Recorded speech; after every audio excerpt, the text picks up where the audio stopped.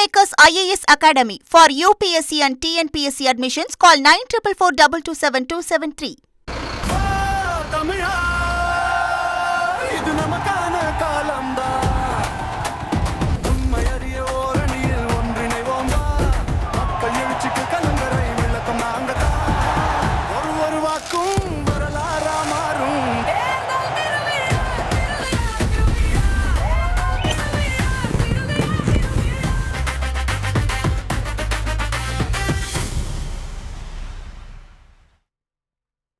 விருதாச்சலம் சட்டப்பேரவை தொகுதி நிலவரம் என்ன?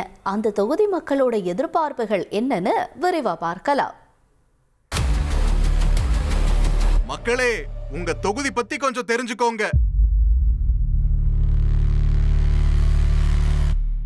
விருதாச்சலம் சட்டப்பேரவை தொகுதி கடலூர் மாவட்டத்தில் மங்களம்பேட்டை, விருதாச்சலம், வேப்பூர், கருவேப்பிலங்குறிச்சி உள்ளிட்ட பகுதிகளை அடங்கின தொகுதி. விருதகிரீஸ்வரர் ஆலயம், விருதாச்சலம் ரயில்வே சந்திப்பு தொகுதியோட முக்கிய அடையாளங்களாக இருக்கு. விவசாயமே தொகுதி மக்களோட முக்கிய தொழிலாகவும் இருக்கு.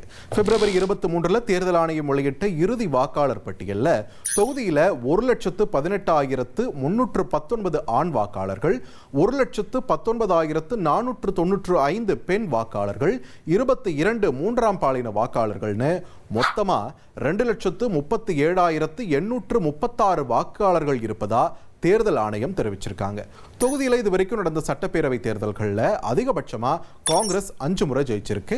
அதிமுக 3 முறையும், திமுக, தேமுதிக தலா 2 முறையும், தமிழ்நாடு உழைப்பாளர் கட்சி, ஜனதா கட்சி, பாமக தலா 1 முறையும் தொகுதியில வெற்றியை வசமாக்கியிருக்காங்க. சுயேட்சையும் 1 முறை ஜெயிச்சிருக்காங்க. 2006 சட்டப்பேரவை தேர்தலில் தேமுதிக பொதுச் செயலாளர் விஜயகாந்த் போட்டியிட்டு ஜெயிச்ச தொகுதி. 2016 தேமுதிக ஜெயிக்க, தேமுதிக வரலாற்றில் அக்கட்சி 2 முறை ஜெயிச்ச தொகுதி. தொகுதியில் கடந்த 2021 சட்டப்பேரவை தேர்தலில் 77,064 வாக்குகளை வாங்கின காங்கிரஸ் வேட்பாளர் ராதாகிருஷ்ணன் வெற்றியை வசமாக்கினாரு.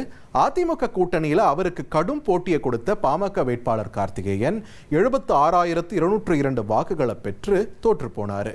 862 வாக்குகள் மட்டுமே வித்தியாசம். இந்த வித்தியாசத்தில் பாமக தோல்வியை தழுவுச்சு. இப்போ தேர்தல் நெருங்க விருதாச்சலம் தொகுதி மக்களோட எதிர்பார்ப்புகள் என்னன்னு கேட்டு தெரிஞ்சுக்கலாம்.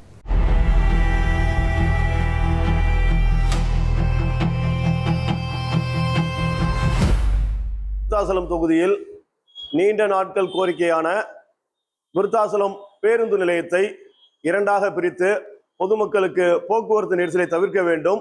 படித்த இளைஞர்களுக்கும் அவங்களோட படிப்புக்கு ஏற்ற மாதிரி வேலை வாய்ப்பு கொடுக்குற அளவுக்கு தொகுதியில் எந்த ஒரு நிறுவனங்களோ தொழில் வாய்ப்புகளோ கிடையாது.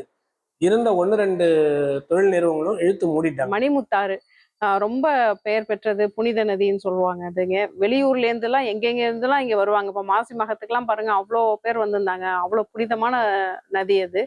அந்த ஆத்துல பாத்தீங்கன்னா எல்லா சாக்கடை கழிவுகள், எல்லா ஊர்வலத்தில் உள்ள எல்லா சாக்கடையும் அங்கதான் போய் இது பண்ணோம். அதை தடுக்கிறதுக்கு ஒரு பாதாள சாக்கடை திட்டம் ஒன்று அமைச்சாங்கன்னா நல்லா இருக்கும். நம்ம செராமிக் ஃபேக்டரிக்கு தேவையான வெள்ளை மண் என்எல்சியில் தோண்டி எடுக்கப்படுது.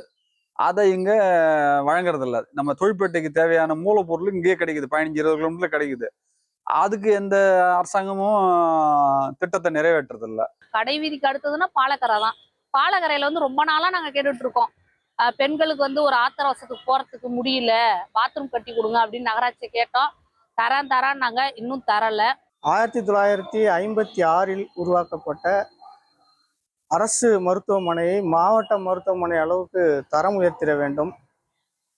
தரம் உயர்த்தி அந்த மருத்துவமனைக்கான புறவழி சாலை ஒன்றையும் அமைத்து தர வேண்டும்.